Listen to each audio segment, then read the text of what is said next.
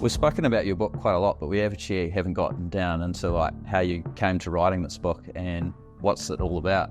Yeah. So people have been saying, I've been promoting these ideas for years, right? And people are saying, oh, but no one's doing it, Yeah. Okay. And so I was, well, hang on, there's lots of people out there doing, really interesting things that fit in with what I talk about. But they might be doing it as a package, but they're doing bits of it, And I'm always amazed, I guess, about the wisdom that farmers bring, and the way they talk about things, the phrases that they use, and that kind of language. Yeah. That highlights a wisdom that you get from experiencing life, right? Yeah. And that's why no one in the book's under the age of 35. Yeah. Okay. Because you need the last day that anybody's going to be interested in one of these ideas is the day they leave the university. You know what I mean? Yeah. That's why there's not very many people in Canterbury in this book, because they're so close to the university, right? Yeah. So that's why I was I wanted to get a number of case studies together about farmers and what they'd changed and their journey about what they'd changed. I remember a colleague of mine in Australia, Graham Hand, talks about he'd met a dairy farmer and hadn't seen him for 3 years, and he came back to him and he said he was surprised how well the farm was doing. And he asked the farmer, oh, what have you been doing? Because I haven't been here for 3 years. And he said, oh, I didn't listen to you. And it's always struck with me. It's a real Graham Hand sort of phrase that, And I always thought, we never give farmers enough credit about their own creativity and flexibilities. Yeah. And the holistic management processes allow farmers to really accentuate their own creativity.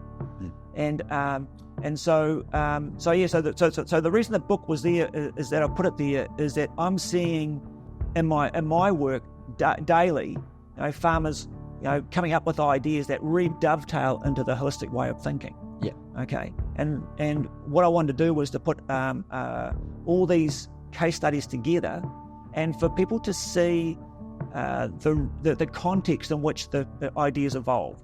Okay. So what was the epiphany that made them switch? And then what was the second epiphany that made them think, oh, I'm on the right track now, okay? And there might be a third or even a fourth one dealing with changes as they grow their experience trying something different, right? So that's what the book's largely around. And there's a few essays in there too from my time as a columnist for the New Zealand Farmer. And I was really lucky to get involved with that. John Morgan, when he asked me to do that, he said, I want to make it very, very clear that if you're going to put anything in here, if you're going to use that holistic stuff, it can't be anything wishy-washy. It's got to be science-based, but boom, boom, And he liked the way that I wrote about it.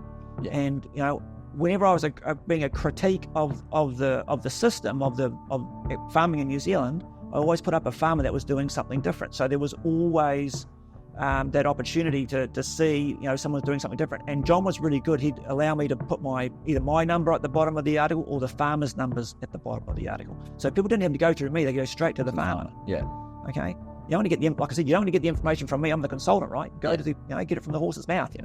So that's what the beauty was with New Zealand Farmer. So it's a bit, I think they've just restarted up again recently too, but I imagine that it's not quite the same with John Morgan. So no, yeah, things changed, don't they? Yeah. So how long did the book actually take you to put together all these different stories and case studies? Because almost 50 in there, is it? Well, it was, some of the stories go back 15 years. I've written them quite a while back, but to really collate it all probably took the best part of a year.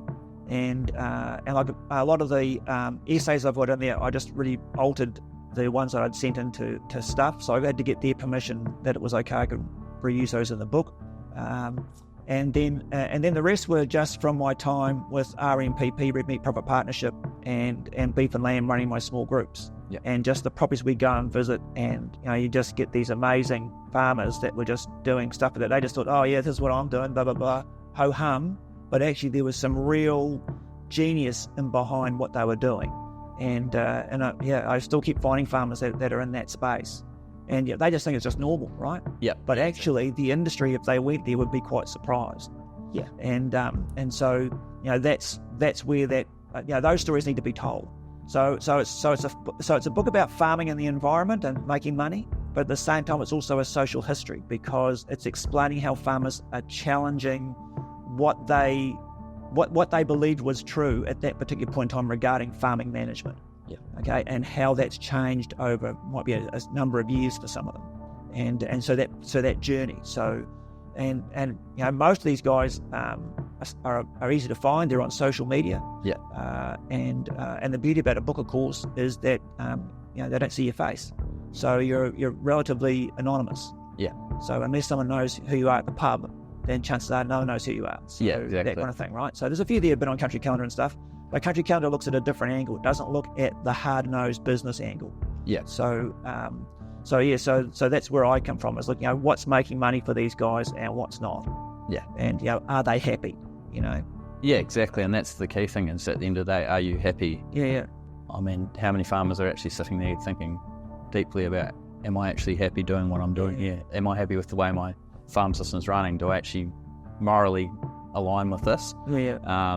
And I think that's probably something that a lot of farmers probably haven't asked themselves, and they're just stressed. And you don't until things go wrong, until the wheels fall off. Yeah. And then you go, well, how did that happen? Yeah. Okay, and that's where a lot of these guys in the book started from. So it's that's how it works. That's the whole thing of life, is that you've got these journeys. Yeah. Where you come up against a brick wall, and you've got to find a way to burrow through it. So that's what the stories are all about in the book. Yeah, that's a great read. I'll probably keep reading it over and over again, because there's just so many takeaways. And I feel like I could go and visit every single one of those farmers and just be amazed at everything they're doing. And like you said, a lot of farmers don't realise that they're doing something that might be a little bit outside the box, or they're doing something that's really good. They just think it's normal until another set of eyes come in and have a look. So, yeah, I think the work you're doing around like the discussion groups that you run as well is awesome. Like the small, for me, I always find that smaller groups work a lot better than big groups, because that's when the real questions come out and the sharing between each other happens. Yep. You get more intimacy. Yeah. I was on a property the other day, and I'm in the ute with the farmer, and the farmer goes, I'm in a discussion group, but we operate nothing like this. Yeah. And I'm going, because it's not focused on just production. They look at whole life issues here.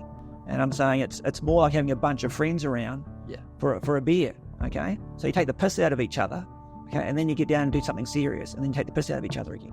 And people are curious. That's why we're called curious cockies, right? Yeah. We're coming from a state of ignorance, like, what's worked for you?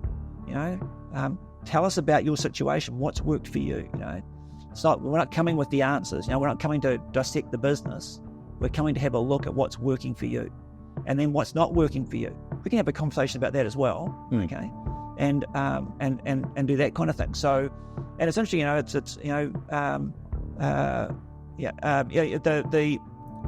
lot of the changes that farmers want to make are to do with interventions. I've got to purchase something to make my farm better. No one ever talks about, well, how do I change my management to make my farm better without having to purchase something? A bit like what I said a minute ago, but with the guy, just using the grazing management to lift the fertility, and using that in that particular instance, using the principle of accumulation, like the principle of interest, right? That's the same principle of accumulation. How do you use the grazing management to tap into that principle of accumulation, for example? Yeah, and so that's what's missing. When I come across when we have like that review, quite often that's what we see is that that they'll plant more trees or put another crop in or lucerne or rafno or whatever, that kind of thing. It's the latest thing, that kind of story, right? Yeah. And I'm going, well, hang on, how's that addressing your management? Mark Anderson in here, for example, talks about his realisation that grazing or lifting fodder beet wasn't addressing his grazing management problems. No. Now, he was surviving because of the crop, okay, but that was costing him. So it was kind of like, well, that's why he moved to bale grazing, to get rid of the crop, okay, and that gave him a couple of other options. One was that he had grass in the spring, because you don't have that paddock out for 14 months, it's sitting there waiting to go in the spring, and it cost about the same as fodder beet, but he was bringing nutrients onto his farm. Exactly. And it changed the way that his soils functioned, okay, it lifted the infiltration rate, and that meant he was capturing more water. It also changed the dung on the animals, okay, so the dung was becoming more solid, which means if it was a rainstorm, it wasn't going to run down the nearest waterway. Yeah. Now, all these kinds of things were benefits from just doing that. and then you don't have the whole thing around shifting silt and all the rest of it you do with crops, that kind of thing. So, Yeah, exactly. So And quite often with fodder beet, there's almost a lot of tractor work that goes in after as well. So there's another huge cost to try and get that soil structure back. And then you won't get that back for a long term, depending on your grazing management again. So that's it. I mean, it's almost like a never-ending cycle. There's a couple of things. I mean, Simon Osborne makes the most fantastic observation when he says, you have to, as the soil gets tighter and you end up with that wall of golf balls in front of your para harrows, right? Yeah. He says you have to keep buying bigger and bigger equipment to smash it down. He says, and that comes with, uncosted overheads, which is usually bigger and bigger equipment. Jeremy Clarkson found that out when he bought his fancy tractor, right? Yeah. Only was it too big for his shed, it was too big for all his equipment, right? Yeah. Then he'd go and buy bigger equipment. That wasn't part of the budget. No. Okay, no one ever talks about that, right? No. So that's where that fits in. Is that quite often when we get bigger, there's a whole lot of other costs that we haven't thought of that pop up as a result of making that change. So bigger, harder, faster. The industry mantra doesn't always work.